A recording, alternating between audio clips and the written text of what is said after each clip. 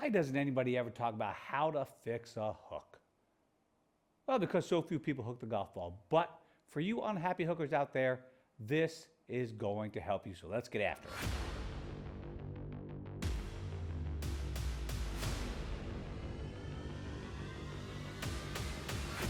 Putting a lot of curve on the golf ball by accident in either direction, whether it's slicing or hooking, is not good. It's costing you a whole bunch of distance. Hooks will just hit the ground really soon. They might keep rolling, but they usually keep rolling into bad places. So why on earth does a golf ball curve? Well, there's 3 ways to hit a hook. Number 1, if you are hitting the ball off the toe of the golf club, that adds hook spin. It's called gear effect. When you contact the ball hits the face hits the ball. Not sure which is going on there. When the toe is contacted, the face spins to the right. While the ball is stuck to the face, it gets geared the opposite way. Toe hits hook. Your worst hooks have almost always been off of the toe. So spray the face, wet it down. You can give it that treatment with your thumb. Somehow get something on that face so you can tell where you're hitting it. Part 2, the next way to hook a golf ball is with the club face. Now, the club face being too far to the left, or what you could call closed. By the way, I'm trying to get rid of open and closed. You know why? How come if I'm aimed to the left as a right-hander, I'm open? If my club face is aimed to the right, it's open. That doesn't make any sense at all, does it? So, in our case here, let's just talk about lefts and rights, because they don't seem to change very much. Okay, so if the face is left, we're going to get a cool looking hook. Let's look at that real quick.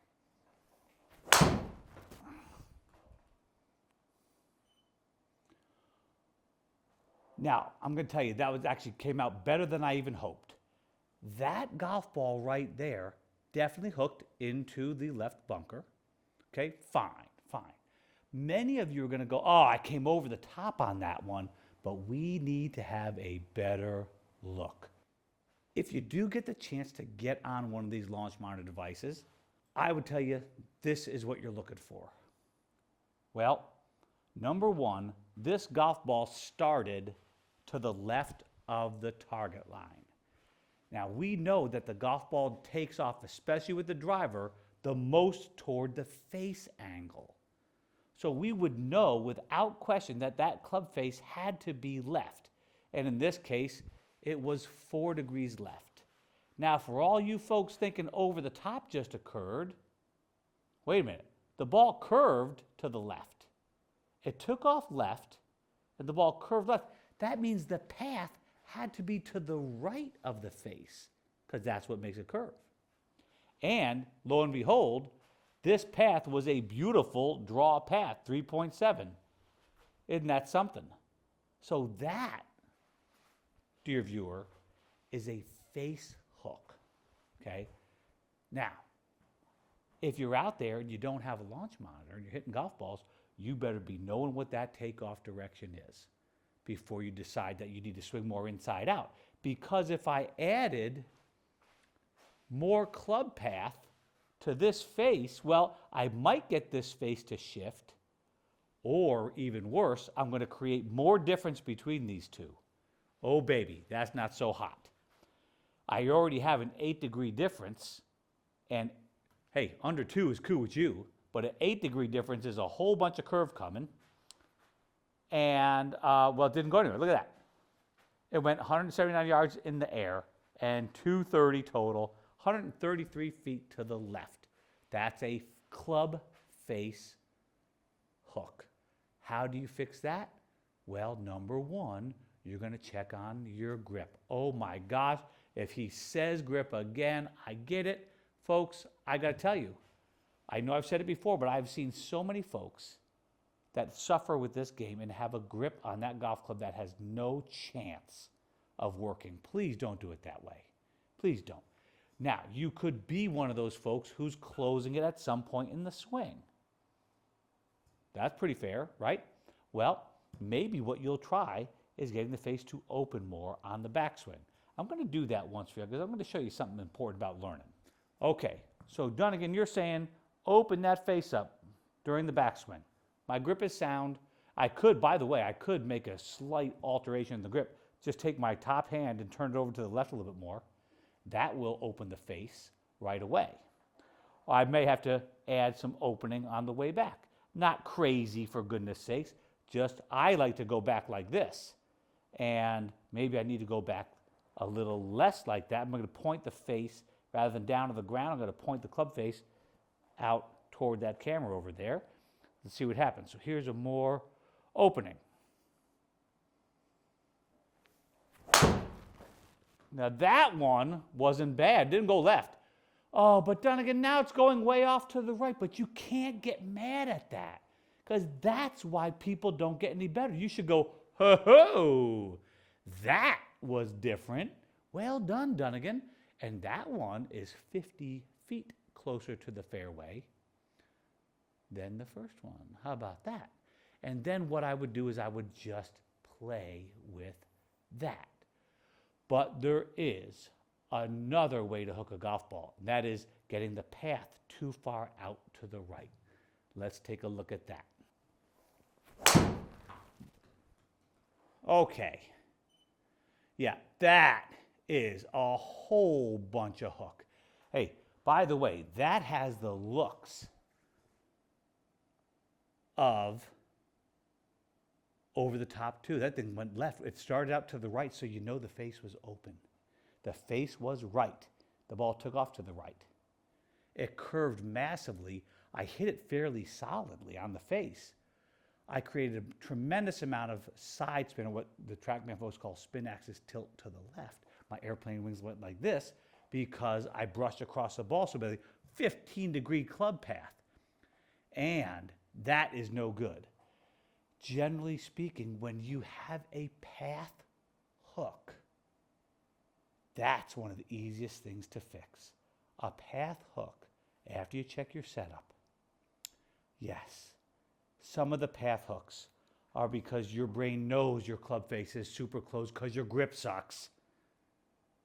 So your brain shoves the pathway out to the right to make some sort of somewhat functional shot. Yes, I'm sorry. Well, the path hook simply means that your swing of the arms is way too fast for the turn of your body. Now, as I said, when I'm hooking the golf ball, what's happening is my arms are outracing my body turn, which allows the club to go way inside out. Okay?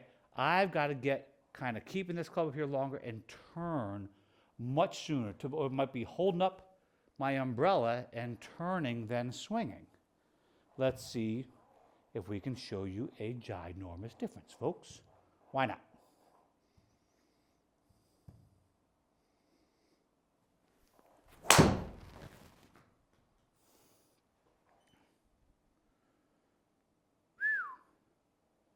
All right, considerably better golf shot.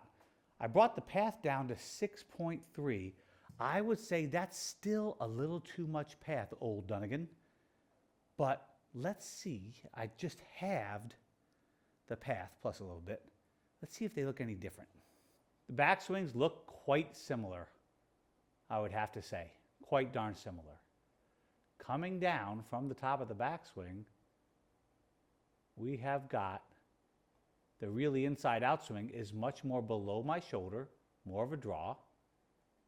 This got below my shoulder, but the club is not quite as far behind me. And this right here, that's the one. This is the super hooker. That club is coming right out of my butt, folks. And that, look at the shoulders, okay? Look at the shoulders here. I'm already facing the target more. Boy, hopefully you see that difference. That is a huge deal right there. And this is what I see a ton in the unhappy hookers. Their chest is pointing way over to right field, and the club has no place to go but to follow that. This one here, my chest is getting around more. Look where the club goes after impact. If we drew this little line here, as best we can, well, I can't go on that one. Here we go. the best I can, okay? Listen, the best I can. If we take that and put this over here as well, you're going to see the darndest thing. On the left-hand side, you're seeing the club go inside, right? It's coming inside the ball, yay! Out. And the club head, the entire club head got to the right of the line. Now, on the right-hand side, the straighter path is still 6 degrees from the inside, which is a strong draw. I like to see myself somewhere around 3 on average. That club went from the inside right back around inside again. Ain't no straight lines in the golf swing, folks. You're curving it. It's coming from the inside of the target line onto the target line, boink, and right back around again. And if we look over here, you can see the follow-through difference is massive. All right, isn't that something? That's just craziness. But it is how it works. I have seen many players over the years, when they get to the iron, be really unable. They've been trying to draw the golf ball for so long, they've got the path going excessively inside out, and this is what can happen to you. Forget just the hook, folks.